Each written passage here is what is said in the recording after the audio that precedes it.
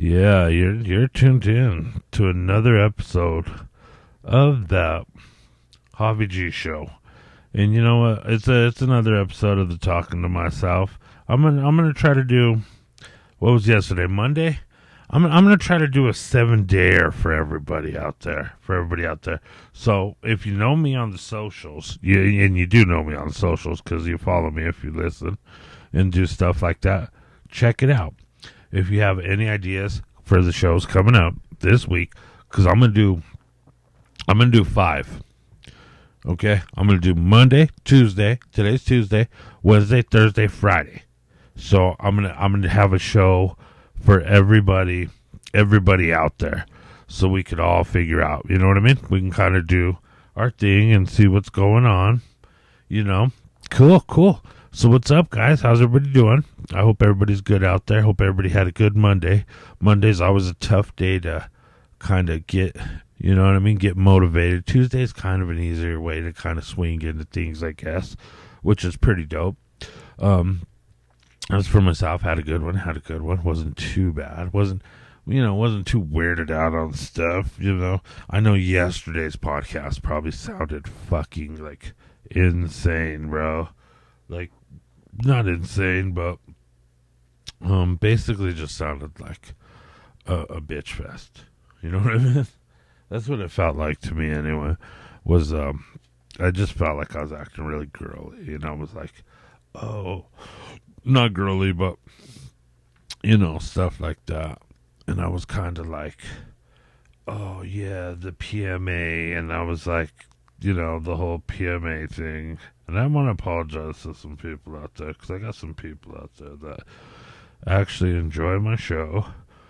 They listened, reached out, and let me know, and I'm not mad, and that's cool. That's what I want. That's what I actually want, is like, people to reach out and kind of just let me know what's going on. If you want to hear anything, if you want to talk about anything, which will definitely get me into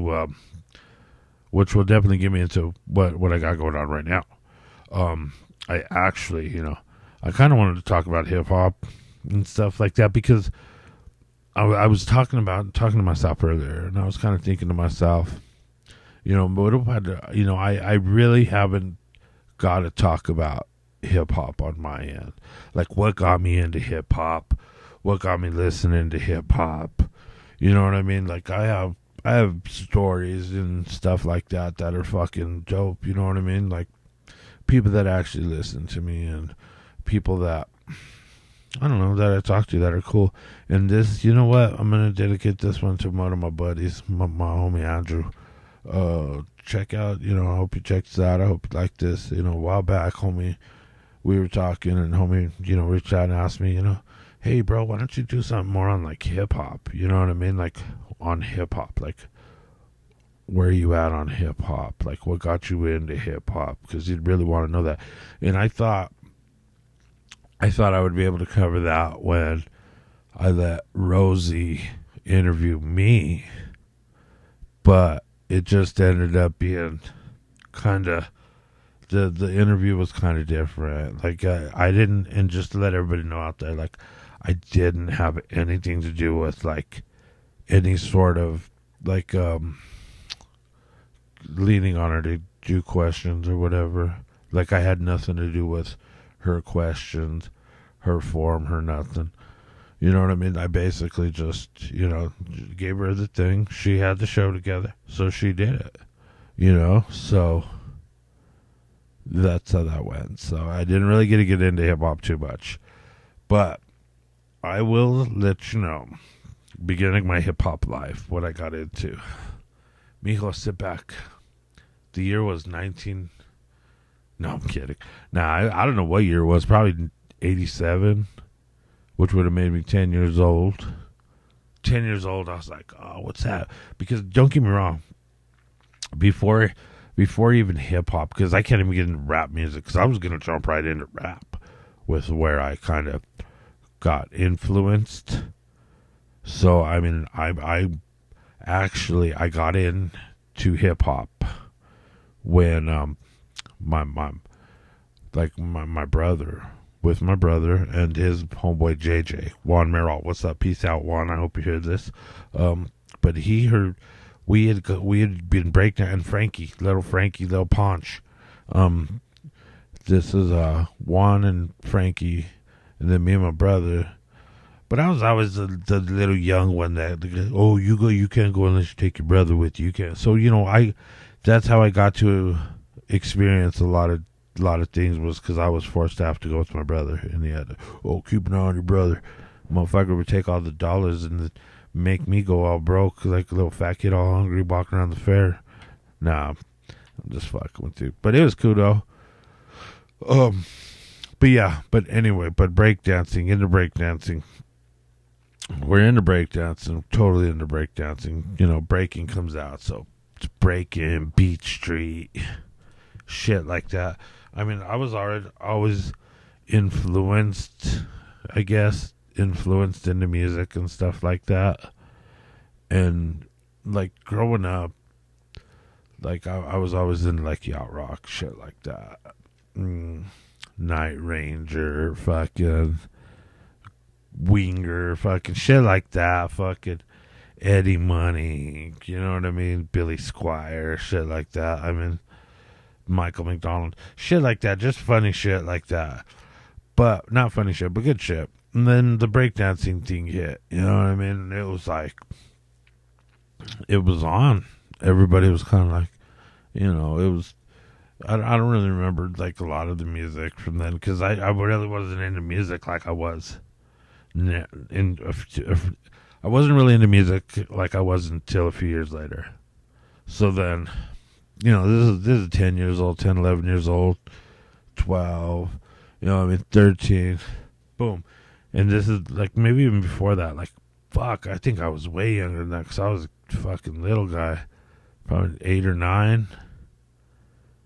And I had the Too Short tape. Fucking Too Short tape.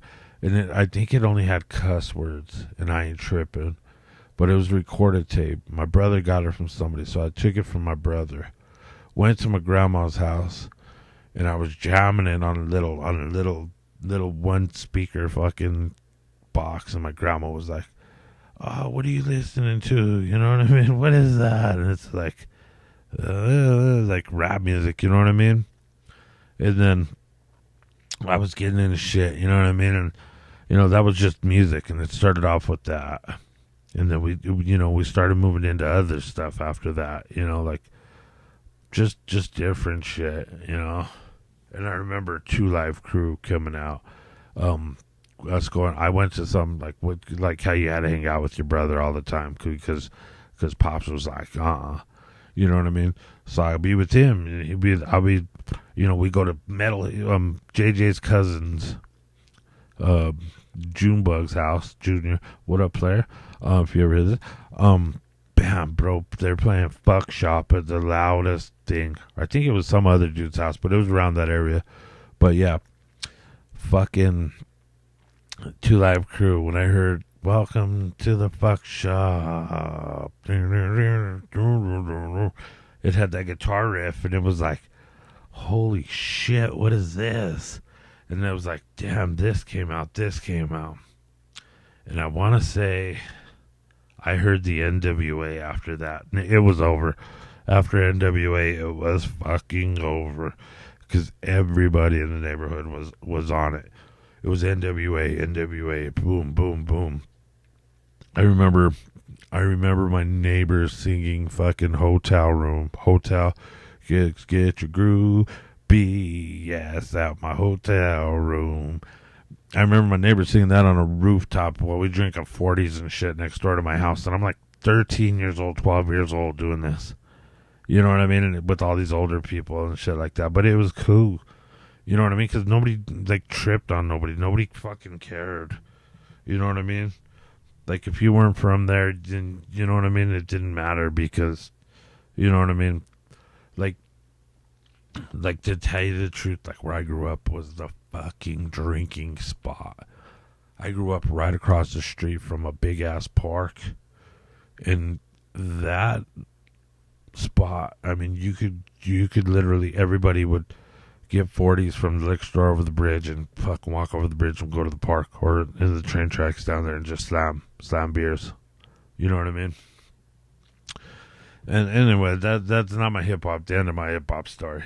But that's when it went down, you know what I mean? And the only fucking record store we fucking have. Not the only record store, because we had, what did we have? We had Pueblo Records and Tapes. We had Pueblo Records and Tapes. We had Independent Records. And, you know, we had Music Mans and stuff like that, too. But the Pueblo Records and Tapes was the spot to be, too, because it used to be in another place. And they always had UCDs. So I guess Pueblo's always been pretty big on hip-hop, because he's always had, like, a good fucking round of, like, used CDs. Like, his used CD section was always off the hook. Better than the paid one. And, but Independent would always have, like, when it dropped, it was like $11.99 or $12.99 for the CD or something. That's how it was. And it was, you know what I mean. But I'm gonna let the world know right now. I remember when CDs changed to tapes, or tapes changed to CDs. Excuse me. I remember that because I was chilling and somebody had a fucking CD player, and I was like, wow, that's fucking dope. I think, well, somebody had a stack, like a stereo stack, and so it was dope. Like, oh, fuck, a CD, and, like, it sounded so much different and clearer and shit like that, you know? So I was like, bet. And that started the CD collection, you know what I mean? Because everybody started dropping, you know, and I remember my first CD, too. My first CDs. 2 CDs I got for my birthday. Motherfucking Paula Abdul and fucking DJ Quick. Quick is the name. Because Quick is the name was out then. And shit like that. And I remember that Quick too. But funny story about tapes though. Tapes. I remember one fucking what got me, because I was like, after I heard DJ Quick, I started hearing, like, who was on DJ Quick. And if anybody knows, like, DJ Quick albums, there's always a last song, and it always had, like, Second to None, High C, and AMG. But it wasn't just DJ Quick who would have them. High C had one on there, on his, and I believe Second to None had one. And I want to say AMG had one, but I'm not 100%. But I'm sure he had a track with everybody on it. But Too Scanless, that's what one of them was called. Or the one on High C. But I remember coming to my cousin's house up here in Montbello. My cousin Bubs and fucking Miguel. I went to their house. They always had the dope shit. Like the dope. They were always bumping something new when I came. But for some reason, this one caught me. This song they were playing, we were playing video games, I remember. And it was, oh man, fuck, this song, it's gonna kill me thinking about this.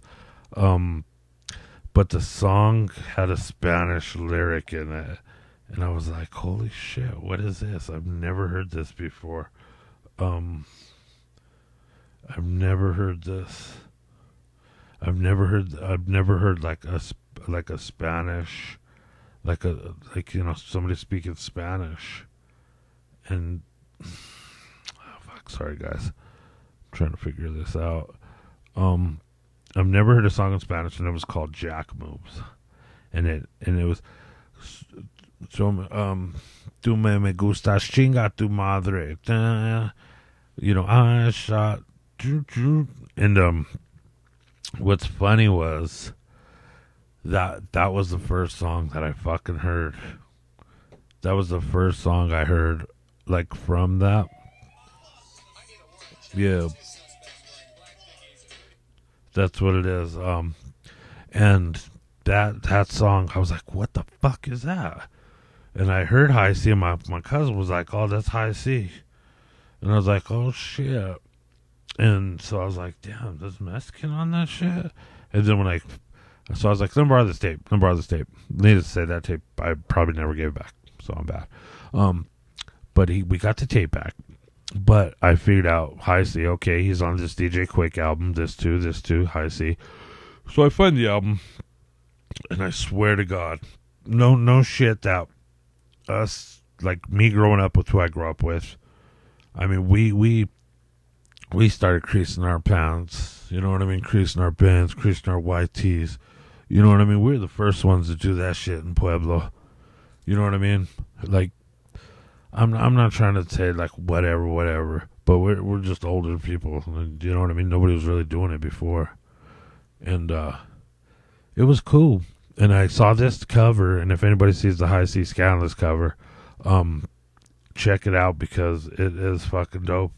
Because on I mean, they're dressed like how, and I was like, holy shit, you know what I mean? It's a homie on there, it's a cholo, and bam, bam, bam, bam. So that person turned out to be Tony A, the Wizard, or from Rhodium Radio. Shout out to you, my G. But yeah, and I got that tape, and I was like, holy shit, like game changer. There's Mexicans doing this. I mean, I heard the Lighter Shade of Brown already, but they didn't strike me as like homies. You know what I mean? Like cholos. So it was like, man. And I'm sure there was a lot more other people. But I got into Lighter Shade of Brown. Peace out, R.I.P. DTTX. Peace out to ODM.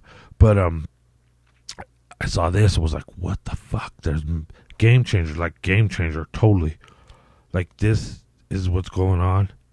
And then we got into it. Then I'm walking into Music Land, no fucking lie. I'm looking through the singles like I did all the time, and I looked at the same single probably 5 times the same day. But they had a new one out, and it was black, and it had green and red letters, Mexican Power. Hello, we're proper those. You know what I mean? I was like, holy shit. I remember because it was one side had Mexican Power and the other had One Summer Night. And holy shit, dude. And once that hit, I swear, like, I'll be jamming, proper those Mexican Power. The whole album drops. And it was like, whoa. There's people like me doing this? There's bald-headed fools or dudes with their hair slicked back that are doing this? Like, wow. So, got into that. And it was like, holy shit. So, then everything started dropping, you know what I mean? Then all the other people started coming out. Other people were out already. Don't get me wrong, Kid Frost has always been around. So I'm not taking anything away from Kid Frost. And I'm sure I have Kid Frost stories, but this is just the way this was going. And I remember hearing there was like a what do you call it, radio station in Pueblo. Like the 89.5 is the Rev, but it was like they used to play punk rock and like hardcore rap and shit. And I remember actually hearing like a couple of Kid Frost songs from that album, the one with La Raza, and being like, wow, just blown away. Like, what the hell? They're playing this on the radio? But, not taking away from Frost, because East Side Story was a killer album. He made his way with the American Me soundtrack with No Sunshine, which was super dope. And it's just insane how all of that works. Like, it's like, I hear these one rap crews, and it just catches on. Because back, Frost was there. Then Brownside dropped. And it was like, holy shit. This is insane. You know what I mean? Because, Toker was a straight fucking gangster. You know what I mean? And that's what's up. You know what I mean? He stood true to what he did and died fighting his own battles, you know what I mean? And whatever happened. And it's insane.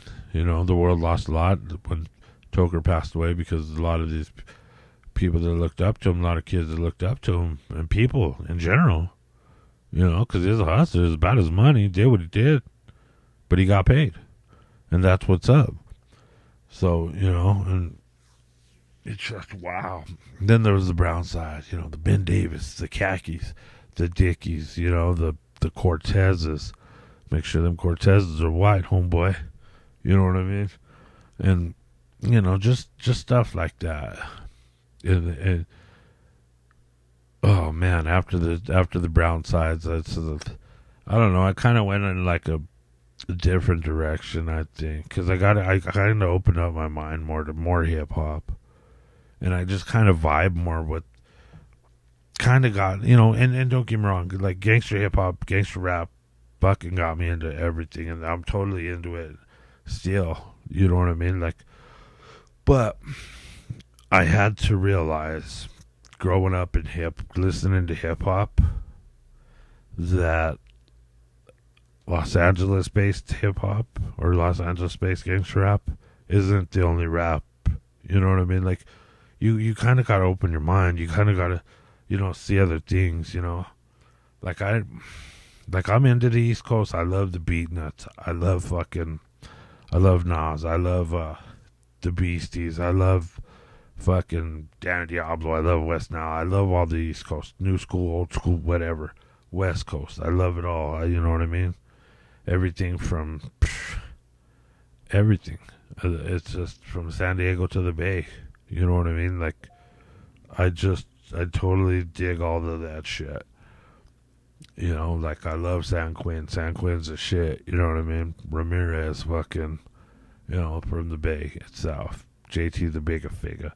You got Mac Mall from the Crest Side, E40, Cavio, all them fools. You know what I mean? You got, I got people from Bakersfield that I've met. Ritty K. Make sure you check him out on Spotify and everything else. Good dude. And then you got everything. Gig Xavier. I've been really getting into this, like, dark, like, just trance type of beat. I don't really bother with lyrics anymore, because lyrics don't really make. If I'm vibing to the beat, it's like you just want something. You know what I mean? I've been actually watching a lot of, like, Euro cars, like, drifting and shit, and they got, like, a lot of films of them on YouTube, and they just basically just ride. It's pretty dope, actually. And yeah. And I've been getting into that lately. But I mean, from the gangster rap, it was cool. But I mean, there's people that still love it. There's people that I'm sure that, still live by it, and that's their form of what they do. But I mean, there's so much more different stuff. So much more stuff. I mean, I just opened my eyes to a lot of things, and I guess when they say give it a try, that's when it gets hard. Because you want to give it a try, but you're scared to. And you know what? The only fear I have from trying something is falling in love with the son of a gun, for sure. Because that's the worst thing. Because next thing you know, you're on it, like, you're about that. That's it. Yeah. So I don't know. That's my story about hip hop, and I'm fucking sticking to it, people. But I do gotta send a shout out to everybody that likes, subscribes to my YouTube channel, The Traveling Cholo. Kind of taking a break on it because I'm gonna work on these for the week. So if you're hearing these, thank you. Listen to them, enjoy them. And you know what? I didn't get into Texas at all, which I will do soon. I promise. I'm hoping I get OG Lord Loco once again on the show. He got a new album dropping July 28th, so hopefully we'll get him back, and we'll be able to plug that. And I'm also working with trying to work with the young lady from out here, Felicia Latin Soul. I'm trying to get her on the show also. She got an EP that just dropped on Spotify, and I think it's on all major platforms, which is I believe it's called Indigenous. So it's Felicia Latin Soul, and it's called Indigenous. So definitely check that out. I'm hoping to get her on here. But yeah, my Texas shit, I'm gonna get on that one day, and I mean that'll take a whole show itself. But you know, I did drop a whole piece, and I could have got into it, and I should get into it. You know what? Why don't you sit back and put your hat on? Here's another 10 minutes for you. Just kidding. No, but okay. You know what? That's where I drew a blank. Let me get back to this spot. When I started with the Texas, when you know all the Chicano came out, the Mexican rap came out, it was the brown sides, this and that. The year's 2002, I think it was 2001, something like that. And I'm sure people been on it way before then too. But the South Park Mexican hit the town, and he hit it pretty good, man. That fool rang bells all over, you know. And I mean, the only reason I'm bringing him up is just because a lot of people do listen to him, and a lot of people don't like him, and we all know why. And I'm not even getting into that, and I don't even want to fucking even talk about that, just because. I don't want to talk about it because it's none of my fucking business, and I don't know how to put it. I just don't really listen to whatever anymore. I listen to his music sometimes. I listen to this. I listen to that. I listen to everything. But I mean, anyway. But he came through. But it seemed like just lately everybody's starting to be fucking really getting into that. But I noticed it's because I listen to a lot of LA rap, and LA's the code, and that's how it goes, and you know, that's how they go. That's how they do it. They live the way they do, and that's their life. But I noticed that it spawned off a couple of other people, like a lot of other people. Like it got me into a lot of other shit. Like you got to tell me you don't like Bash. You know what I mean? Bash is a good dude. You know what I mean? Seems like a fucking super cool stoner and fucking that does what he does. You know, he's just a rapper too, and his music's pretty dope. If you're trying to get some skins, no, I'm kidding. But trying to do your thing. But I'm sure SBM has helped out. Not to go back, but SBM has helped out a lot of people through jail times, jail sentences, prison times, anything.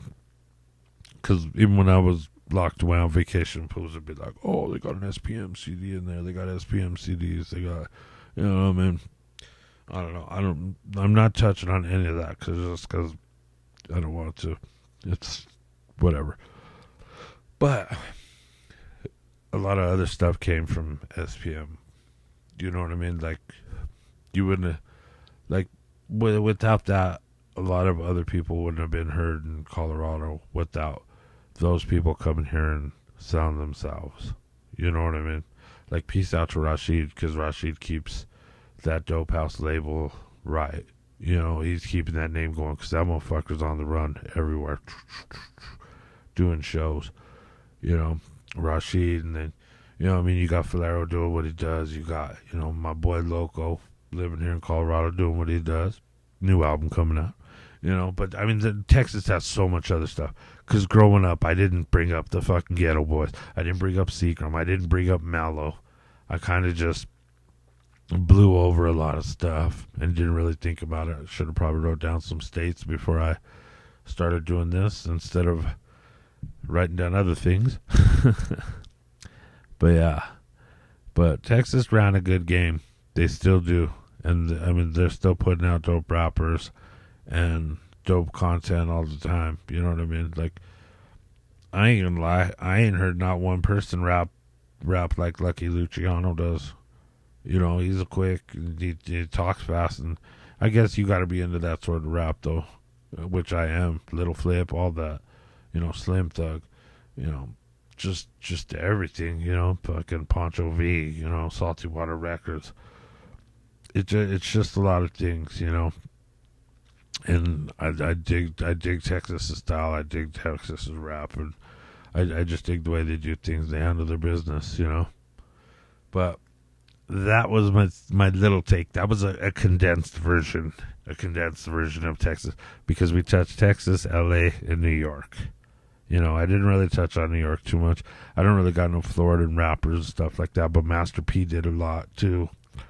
Master P jammed this shit out. Yep, Master P is super dope too. So peace out, New Orleans. But that's all, like, I basically try to put all of my hip hop, like, hip hop, not icons, but, you know, influences, like a lot of influence, you know, coming from all of those states and stuff like that. But you know what? I'm hoping Colorado makes it and starts putting, you know, and gets their name out there more, because there's kids out here working their fucking ass off too. I'm over here talking other states, but when my own state has its own kids that are doing what they need to do, and they're doing it right, you know what I mean? You got them still city hustlers, you know. They was on the Tony A show. Peace out to them. Good job, guys. You guys killed that shit. You know what I mean? You got them boys. You got other kids from Pueblo too. I mean, you got people from Denver also. You got people from Springs. You got people from Trinidad. You got kids from Greeley, Fort Collins, all this and that. You know, it's just Colorado needs to be more supportive of each other, and they are. But I mean, it just, you know, it seems like a lot of people see you doing something and then they start hating. Oh yeah, what's up, bro? Man, I hope that motherfucker doesn't make it. You know, it's shit like that that fucks people up, you know. And I just want to, you know, unity and everybody get good. But if not, it doesn't matter anyway, you know. Shit happens, man. But, yeah, man, we just got to keep working to get forward and make everything right.